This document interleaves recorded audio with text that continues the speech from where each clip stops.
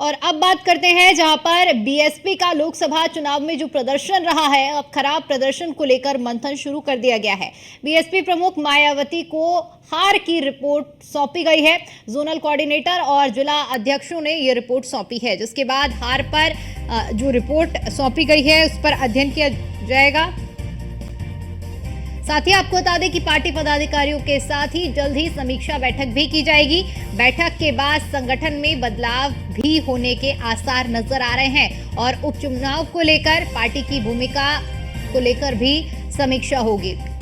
तो लोकसभा चुनाव में जिस तरह से इस बार बीएसपी का खाता भी नहीं खुला है और ऐसे में अपने खराब प्रदर्शन को लेकर बीएसपी में मंथन हो रहा है और रिपोर्ट तैयार की गई है। ये रिपोर्ट जोनल कोऑर्डिनेटर और जिला अध्यक्षों के जरिए रिपोर्ट सौंपी गई है और अब इसी रिपोर्ट का अध्ययन करके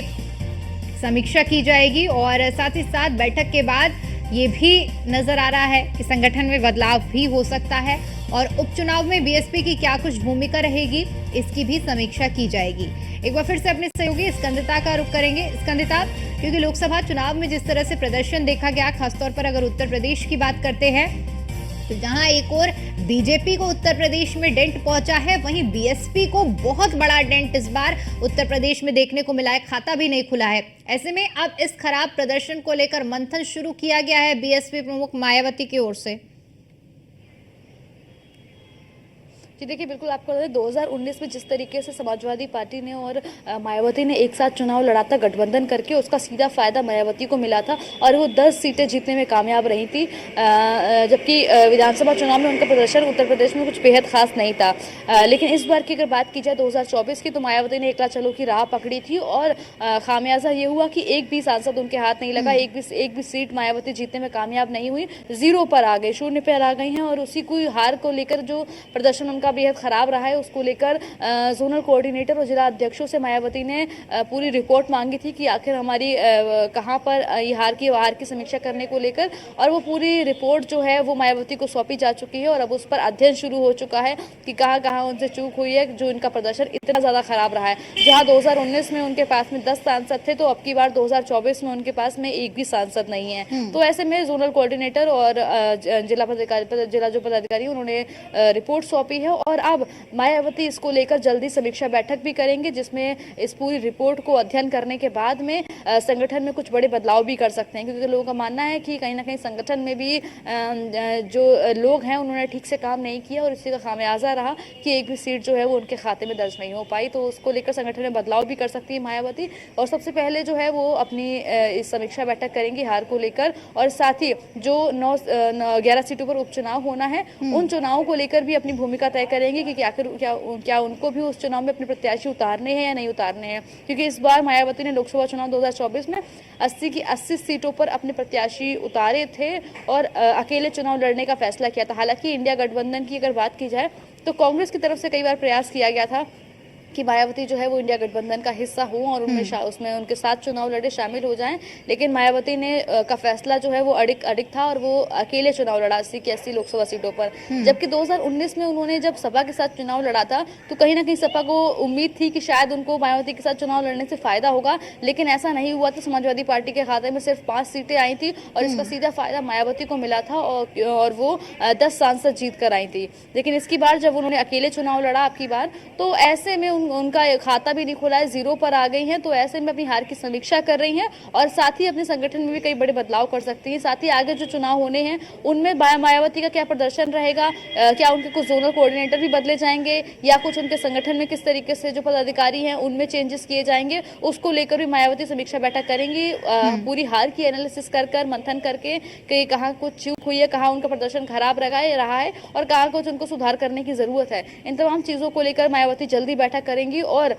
जो है उपचुनाव में भी अपनी भूमिका तय करेंगे कि उनको अपने प्रत्याशी जो है इन 11 सीटों पर उतारने हैं या नहीं उतारने हैं। क्योंकि एक और जहां समाजवादी पार्टी और कांग्रेस लगातार इन तैयारियों में जुटी हुई है। कांग्रेस भी 3 से 4 सीटों की डिमांड कर रही है समाजवादी पार्टी में, क्योंकि 6 सीटों के साथ आए हैं। और भाजपा की अगर बात कर ली जाए तो भाजपा भी जो है अपनी हार से सबक लेकर पूरी तरीके से चुनाव की तैयारी में जुट गई है और इन विधानसभा चुनाव में हर हाल में जीतने का पूरा प्रयास कर रही है। वही सपा भी जो है खास करके कुछ सीटें ऐसी है जहां पर एड़ी चोटी का जोर लगा रही है, जिसमें से करहल और अयोध्या की सीट है। वो किसी भी हाल में उस सीटों को खोना नहीं चाहते हैं और वहीं भारतीय जनता पार्टी है जो हर हाल में उन सीटों को जीतना चाहती है। जिस तरीके से उनकी जो हार रही है उसे सबक लेकर वो जीतने की हर मुमकिन प्रयास में जुटे हुए हैं। जी बिल्कुल स्कंदिता, क्योंकि देखिए अब चुनाव के नतीजे आ चुके हैं, ऐसे में अध्ययन का समय है, समीक्षा का समय है। लेकिन एक बात जो इस चुनाव में खास तौर पर देखने को मिली है, अगर मायावती के प्रदर्शन की बात करें तो उनकी ओर से भी इतना प्रयास नहीं किया गया है, ना तो उन्होंने इतना ज्यादा प्रचार किया है,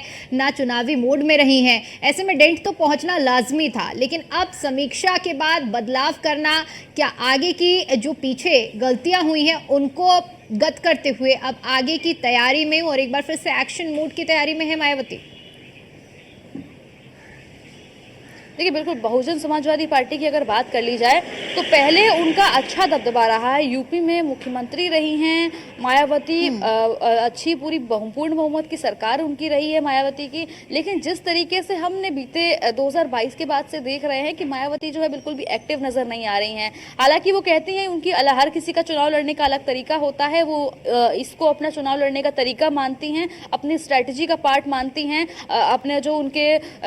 जोनल कोऑर्डिनेटर है उनके साथ में बातचीत करके उनका मानना है कि उनका एक अलग तरीका है काम करने का। लेकिन अगर धरातल की बात की जाए तो मायावती जो है वो धरातल पर उत्तर प्रदेश की धरती में तो नजर नहीं आई। हालांकि ट्विटर के जरिए वो हमेशा एक्टिव रहती है, ट्वीट करके जो है अपने बयान देती हैं, ट्वीट के जरिए अपनी हर प्रतिक्रिया रखती हैं। लेकिन अगर बाकी राज्यों की बात की जाए, उत्तर प्रदेश के अलावा जब बाकी 5 राज्यों में विधानसभा चुनाव हुए थे, जिसमें से मध्य प्रदेश की बात की जाए, राजस्थान की बात की जाए, तो जितना एक्टिव मायावती बाकी राज्यों में नजर आई उतना एक्टिव यूपी की धरती पर नजर नहीं आई। यहाँ तक कि जो उनके जो भतीजे हैं आकाश आनंद, उनको भी उन्होंने नेशनल कोऑर्डिनेटर बनाया था। और एक नया चेहरा जहां पर कहीं ना कहीं जो उनका कोर वोट बैंक है, दलित वोट बैंक, उनकी नजरें टिकी हुई थी आकाश आनंद पर। जिस तरीके से वो बयान दे रहे थे, उसके बाद उन्होंने उनको भी उस नेशनल कोऑर्डिनेटर के पद से उनको हटा दिया इमेच्योर बोल के। तो अब ऐसे में कहीं ना कहीं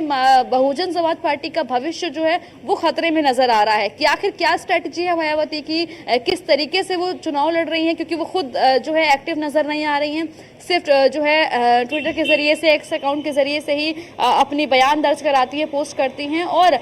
वो इसको अपना स्ट्रैटेजी का पार्ट बताती हैं कि हमारा अलग तरीका है चुनाव लड़ने का। हालांकि भविष्य जो है वो कहीं ना कहीं बहुजन समाजवादी पार्टी का अब खतरे में नजर आ रहा है, क्योंकि बिल्कुल भी एक्टिव नजर नहीं आ रही हैं। वहीं अगर उनके पार्टी पदाधिकारियों की बात की जाए तो बहुजन समाजवादी पार्टी में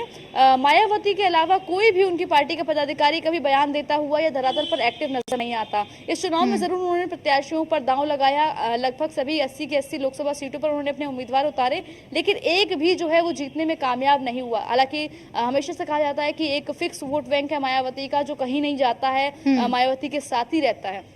लेकिन इस बार चुनाव में जो हमने देखा कि जो विपक्ष ने, इंडिया गठबंधन ने जो आरक्षण खतरे में का मुद्दा उठाया था, तो उस मुद्दे का कहीं ना कहीं उन्होंने अच्छे से भुनाया, पूरा फायदा उनको मिला और पूरा का पूरा जो कहा जाए दलित वोट बैंक था वो ट्रांसफर हुआ। क्योंकि अगर वोट परसेंटेज की बात की जाए, हालांकि मायावती एक भी सीट जीत नहीं पाई है, लेकिन अगर वोट परसेंटेज की बात की जाए तो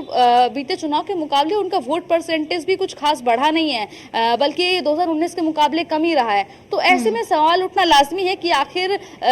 क्या हार की वजह रही है या क्या भविष्य है बसपा का, और मायावती जी की क्या स्ट्रैटेजी है, किस तरीके से वो काम कर रही हैं। अगर अभी हार की बात की जाए तो हार को लेकर मायावती ने जोनल कोऑर्डिनेटर से, जिलाधिकारियों से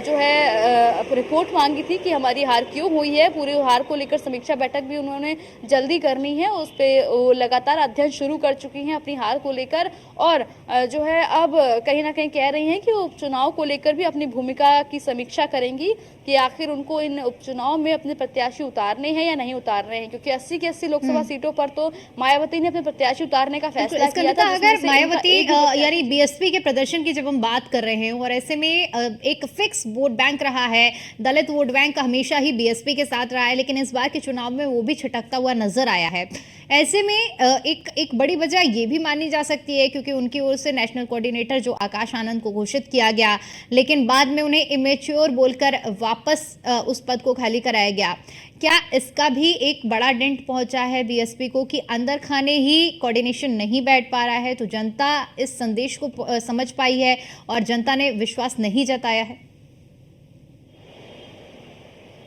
जी देखिए, बिल्कुल सही कह रही हैं। जिस तरीके से आकाश आनंद को एक नया चेहरा जो है उभरता हुआ बसपा का नज़र आया था, मायावती ने उन पर भरोसा भी जताया था, नेशनल कोऑर्डिनेटर उनको बनाया था, और जिस तरीके से उन्होंने लोकसभा चुनाव 2024 की कमान संभाली थी और बसपा का पक्ष रखना उन्होंने जिस तरीके से चालू किया था, जो उनके बयान निकल कर सामने आ रहे थे, उससे कहीं ना कहीं जो हमने उस वक्त देखा था धरातल पर, जो दलित वोट बैंक था मायावती का, वो आकाश आनंद के साथ में कनेक्ट कर पा रहा था। और कहीं ना कहीं जिस तरीके से वो जो एक माहौल बनाने का कहा जाए, तो माहौल बनाने में आकाश आनंद कामयाब रहे थे,